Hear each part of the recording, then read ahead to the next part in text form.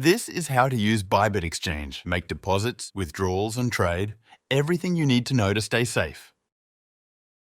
In the previous video, we created and verified an account. Today, we will deal with the next part, that is using the options available on the Bybit platform. After logging in, we go to the main dashboard, where we can select the language in which the entire website is displayed, located in the upper right corner. I'm entering the security options, where we see a list of the main security features. Currently, I have the most important ones configured. A very important option is two-step verification using an additional application, the so-called 2FA, because such security protects us against unauthorized access by outsiders. You will learn how to install and configure such an application from a separate recording. Below is the anti-phishing code. It is a code that will always be included in the correspondence coming from the exchange. Thanks to it, you can distinguish fake emails from real ones sent by Bybit. I go to the Identification tab. Here, we can check our current limit for withdrawals of traditional currency and apply for higher limits if necessary. I click on Buy Crypto, where you can quickly make purchases using the most popular payment methods. For example, I want to spend $100 on Bitcoin, and here we have various payment methods to choose from, such as credit card, Google Pay, or regular bank transfer. Payment is the same as in any regular online store. The next tab is Markets, where you will find information about many projects sorted into various categories. For example, new listings, gainers, top volume, or divided into types such as Metaverse, Layer 2, Meme, Fan tokens, and others. Going to the Trade tab, we can find further functions. One of them is the Launchpad, also known as Bybit Starter. It is a place where new projects are created and we can participate in their launch, which is often an interesting investment opportunity. I will say much more about this in a separate video. The remaining tabs are margin and leveraged. We will not focus on them at this moment. We will come back to spot trading in a moment. The last important tab is byvotes, where voting takes place for existing projects. Usually, in exchange for having a mantle token or funds deposited in stablecoins, we receive so-called voting power, which we can use to vote. As a reward for our commitment, there is a chance for an airdrop. I will explain everything about airdrops in a separate video. If you want to deposit funds, go to the Deposit tab, where you can select the coin, the appropriate network, and copy the payment address. There's nothing particularly difficult here, as long as you choose the right network and copy the deposit address well.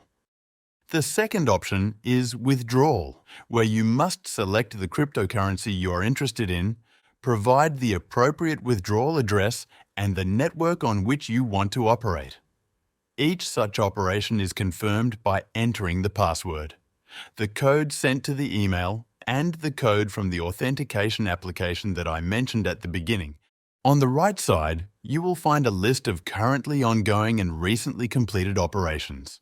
Then, returning to the Trade tab, I will focus on the most important option for us, that is spot trading. When the website starts, you will see a Bitcoin chart. I will change the screen color to dark to make it more pleasant for us to work. In the top line, you will see an information panel about a given currency pair. Further in red, we will find a list of sales orders. In green, we will find a list of purchase orders. This moving list is the most recently completed orders. There are both sold and bought transactions here. In the upper left corner, you will find a drop-down list of all cryptocurrencies available for trading divided into different pairs. For example, in relation to Bitcoin, separately to stablecoins and so on. On the right side of the screen, you will find trading options. The first and basic one is Limit Order. Using this option, you can place your sell or buy order by adding it to the list of those available on the left side that I mentioned earlier. For example, you can enter that you want to buy Bitcoin at a price of $2,500 per piece. Select what percentage of your account balance you want to use by entering it or using the slider, and press Buy, which will put your order on the waiting list. The sale works in exactly the same way. Once you have the cryptocurrency in your wallet, you can enter that you want to sell it at a price of $2,900 in the amount you choose, and after pressing sell, the order will go to the waiting list. Remember that there is no guarantee that your order will be executed because whether it will ultimately take place depends on the price on the stock exchange and its changes over time. The second option is market trading. Using this function, we buy at the current stock price immediately. Our order is executed without waiting, and we also sell immediately at the current price without waiting. This option is intended for people who want to complete the transaction quickly. The last option is stop-loss orders. In other words, it is a conditional order, sell if or buy if. For example, if we see that the price is falling and we are afraid that it will fall further, we can enter that if the price drops to $2,650 per unit, then our cryptocurrencies will be put up for sale at a price of $2,600.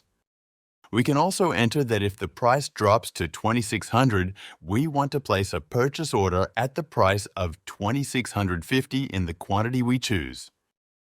For orders of this type, avoid entering the same values in both windows, because in a situation when the price drops or increases quickly, your order may reach the execution point, but may not be executed if the price changes too quickly. You should leave some difference in amounts in order to capture the so-called market liquidity. Below you will find current orders and a list of already completed ones. There are additional functions such as cross, isolated and grid, but due to their nature I will deal with them in another material.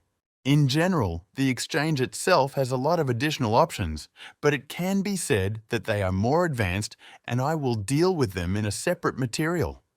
Over time, you will gain skills and practice, and using the Bybit exchange will become easy and pleasant. Remember that the stock exchange is a private company that can sometimes have its ups and downs, so it is not recommended to keep your funds on the stock exchange. The best solution is to keep cryptocurrencies on external wallets, such as Ledger or Trezor, which I mentioned in previous videos. If you want to build your cryptocurrency future, keep your cryptocurrencies safe and send them to exchanges only if you want to make a transaction. At the end, if you are looking for a complete cryptocurrency training, check out my crypto guide on Udemy. The link is below this video. If you like my material, please leave a thumbs up. If you have any questions, ask them in the comments. Good luck!